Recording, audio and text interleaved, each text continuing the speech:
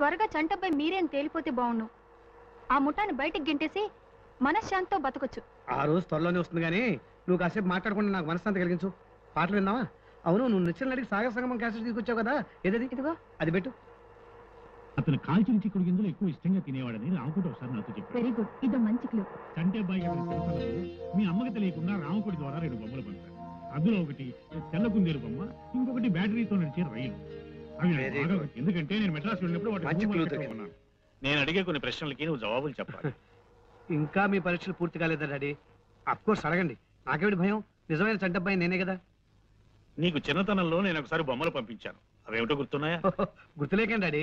ఒకటేమో తెల్లగుందేలు బొమ్మను పంపించారు, ఇంకోటేమో బ్యాటరీ రైలు బొమ్మను పంపించారు. బ్యాటరీ రైలు బొమ్మ పాడైపోయింది అనుకోండి, కానీ తెల్లగుందేలు బొమ్మను మాత్రం భద్రంగా మీ గుర్తుగా దాచుకున్నాను.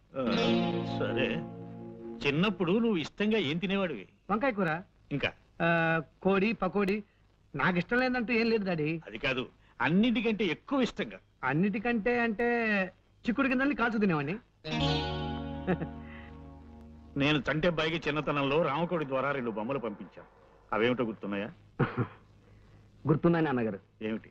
ఒకటి తెల్ల కుందేలు బొమ్మ, 2 బ్యాటరీతో నడిచే రైలు బొమ్మ. నువ్వు చిన్నతనంలో ఇష్టంగా ఏమేం తినేవాడివో గుర్తుందా? స్వీట్స్, ఇంకా చాక్లెట్స్, బిస్కెట్స్. ఇంకా గుర్తు తెచ్చుకో. కాల్చిన చిక్కుడు గింజల్ని అన్నిటికంటే ఇష్టంగా తినేవాడిని. అయితే నువ్వు వెళ్ళొచ్చు. నువ్వు నాన్నగారి మాటలో టేప్లో విని చెప్పావు కదా, నిజం చెప్పు. నువ్వు రాత్రి నిచ్చెల గది దగ్గర తచ్చాడుతూ ఉంటే ఎందుకు అనుకున్నాను. అక్కడ దొంగ విధవలా నిలబడి వాళ్ళ మాటలు విని ఇప్పుడు చెప్పావన్నమాట. ఇద్దరూ ఒకే రకమైన జవాబులు చెప్పారంటే కేసు రాను రాను బాగా కాంప్లికేట్ అవుతుందన్నమాట. వెల్, ఇప్పుడు ఈ విషయంలో మీరెలా ఫీల్ అవుతున్నారు? ఆ కళ్యాణ్ పట్టాభిని మంచి మాటల్లో పెట్టి విషయం గ్రహించి ఆ జవాబులే తను చెప్పాడేమో నా అనుమానం. పట్టాభిని కూడా మనం అదే విధంగా అనుమానించవచ్చు కదా. కూర్చోండి. ఏమైనా ఇద్దరిలో చంటబ్బాయి నిజంగా ఎవరైనది తేలాలంటే మనం ఇంకో ఉపాయం ఆలోచించాల్సిందే.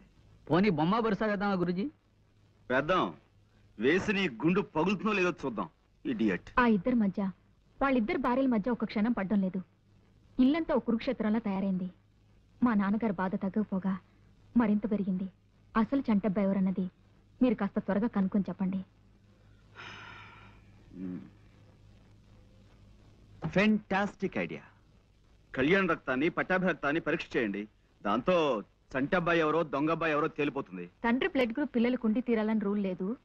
అయినా రక్త పరీక్ష చేసి చూస్తాను. ప్రస్తుతానికి దుంచు, పన్నయ్యకి ఇంకొంత ఇస్తాను. నా రక్తం గంగాధరం గారి రక్తం ఒకటే అవ్వాలి. ఆయనది ఓ పాజిటివ్ అన్నా కదా? అవును. ఏమిటో రక్తం ఇవ్వాలంటే భయంగా ఉంది. రక్తదానం చేయడానికి ఒప్పుకొని అలా అరుస్తారే? రక్తం ఇవ్వడం మీకు అలవాటు అన్నారు. ఇలా అరవడం కూడా అలవాటేనండి. మరపురాని బాధ కన్నా మధురమే లేదో అన్నారు కదండి, అదండి. చేతి వెళ్ళని ఇలా మూసి వదులుతూ ఉండండి. ఇద్దరి బ్లడ్ గ్రూప్ ఓ పాజిటివేనా? అవును నాన్న. ఈ పరీక్షలోనైనా తెలుస్తుంది అనుకుంటే అది లాభం లేకపోయింది. ఆ ఇద్దరు రక్తం మీ రక్తం ఒకటి కావడం చాలా ఆశ్చర్యంగా ఉంది నాన్న. నీ హడావుడు చూస్తుంటే ఆ ఇద్దరిలో అసలు మనిషి ఎవరో తేల్చేసి తొందరగా అన్నయ్య అని పిలవాలని ఉబలాట పడుతున్నట్టున్నావే. ఆ ఆరాటం మీకు మాత్రం లేదా నాన్న? ఈ విషయంలో ఇన్ని సమస్యలు వస్తాయనుకోలేదమ్మా. ఇప్పటికైనా ఈ చంటబ్బాయిల రాకింతటితో ఆగుతుందో, లేక రేపు ఇంకెవడైనా నాన్న అని పిలుస్తూ దిగుతాడో. కొత్త చంటబ్బాయేమో చూడమ్మా.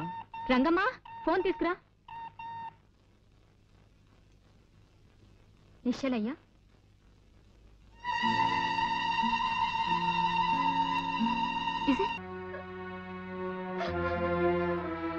మనం ఎక్కించిన బ్లేడ్ ఇదే డాక్టర్.